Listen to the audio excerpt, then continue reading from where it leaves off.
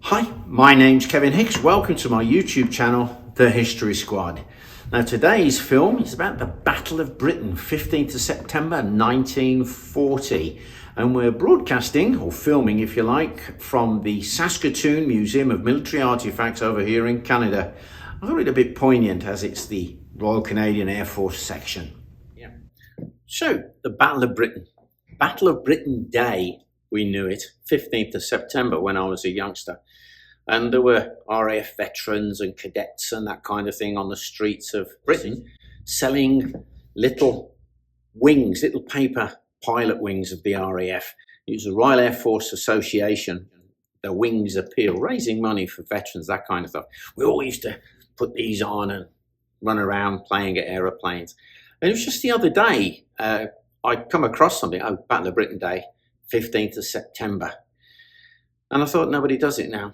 Nobody remembers, do they? And I thought, what a shame. It was really big when I was a kid, you know, and the family always, oh yeah, Battle of Britain Day.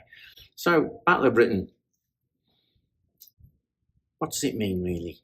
Well, if you look at what had happened to the Brits, the beginning of the war, we'd been beaten. We fought hard and we lost. Our troops withdrew at Dunkirk. And if the Germans had followed us over, it would have been horrendous. The only division of soldiers we had in England that were fit and ready to fight were the Canadians. Thank goodness for those. But the Germans, from what I've learned, they weren't going to follow us. There was lots of stuff going on. And I've come across like plans from the Wehrmacht, the German army. They were going to send 40 divisions of troops. They were going to attack down in Devon, come round the Severn Estuary, all the way down the Isle of Wight, then down the Thames, cut off London. And then the Navy said, we don't have enough ships. And they went, okay, then we'll do 9 divisions and 2 airborne divisions. And that's 200,000 troops. And then the Luftwaffe, the Air Force, says, we can't guarantee air cover for that. Meanwhile, Hitler is celebrating that famous stance he did in Paris about the defeat of the Allies. And the Battle of Britain begins kind of half-cocked, as we would say. They attack the convoy system coming along the channel. Dover, the Straits of Dover, Hellfire Corner they called it. And there's some fantastic footage that you can see online actually from the Imperial War Museum about the Stuka dive bombers attacking the ships.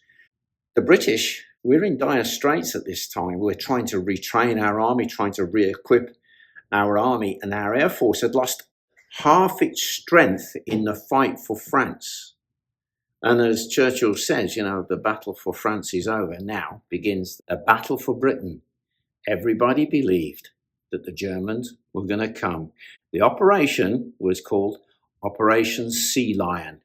And they did prepare. They did have landing craft. But the army didn't agree with the Navy, who didn't agree with the Air Force. And I watched an interview with Adolf Galland, one of the Luftwaffe aces of the war, probably the most famous Luftwaffe ace. And he was asked directly, this is way back in the 1960s, were you prepared for Operation Sea Lion? And he laughed. He said it was ridiculous.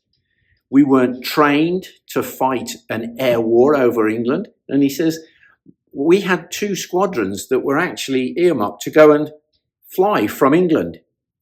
We never thought it would be successful. That's from the mouths of the Germans. Still, they launch it. And what they're going to do is they're going to take out the RAF. They're going to blow the airfields to pieces. And they start. And the casualties mount. In fact, the casualty figures are quite incredible. I'm not going to go through them. We'll show you them at the end on screen because there's just so many that they almost brought the British to their knees. So the attacks on the RAF airfields in Britain by the Luftwaffe, the German Air Force, came to a peak last week of August, first week of September. This is 1940, don't forget. The RAF, they'd lost 103 pilots killed in action, 128 seriously injured. Now, these aren't specifically British pilots, because this was British and the Commonwealth, right? And other volunteers too. 6 airfields were out of action and 500 planes have been destroyed. Fighter Command, RAF Fighter Command, was on its knees. And then on the 7th of September, the Germans changed tactics. They were actually winning. And then they changed tactics and they bomb London. They start the Blitz and it costs Londoners hell. But it gives Fighter Command a respite. It gives the RAF chance to regroup. And the whole thing really comes to a head on what we call Battle of Britain Day, the 15th of September. The Germans, they're going to bomb London. They did 2 raids, I understand. They weren't expecting any opposition. The RAF had got their big wing together. They shot down 56 German planes for the loss of 29 of their own.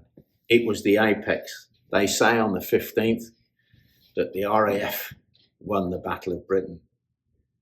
It was a terrible cost for both sides. When I was a kid, I used to cycle up to a place called Cannock Chase, a big desolate piece of land in Staffordshire in England, and look at a First World War British cemetery. And behind it was a German war cemetery, some First World War. But the majority, over 2,000, were Second World War casualties. A good chunk of them, German air crew and pilots and that, from the Battle of Britain. Never forgotten that grey cemetery. Hardly anybody ever visited it. We just used to go and play around. But then it all fades from memory, doesn't it? It's easy to forget. Second World War, it's all fading, isn't it? Well, I had an experience. I was giving a talk at an old age pensioners and old folks home, all ladies.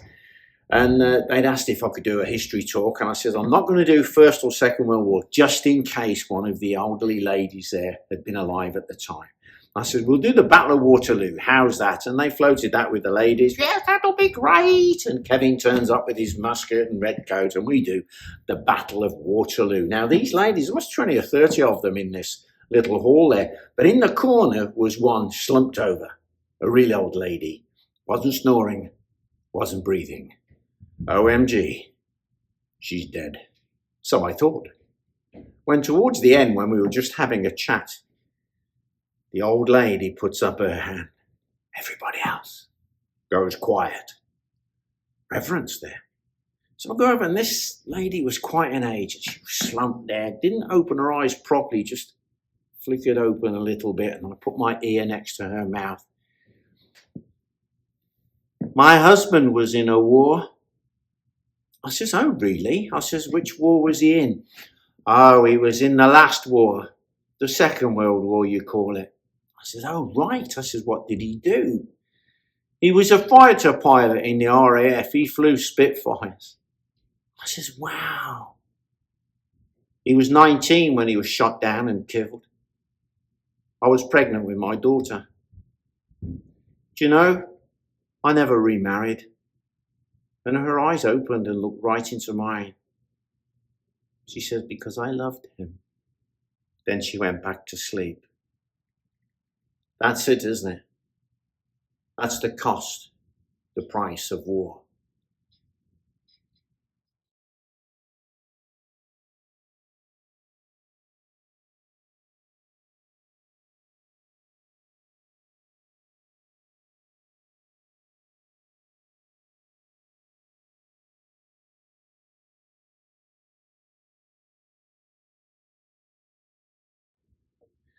Well, I hope you enjoyed that little video of mine. The reason I wanted to shoot it is to illustrate how easy it is to forget.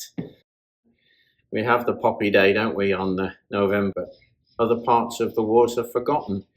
And yet those men, and women too, laid down their lives for the freedom that we enjoy now. Lest we forget.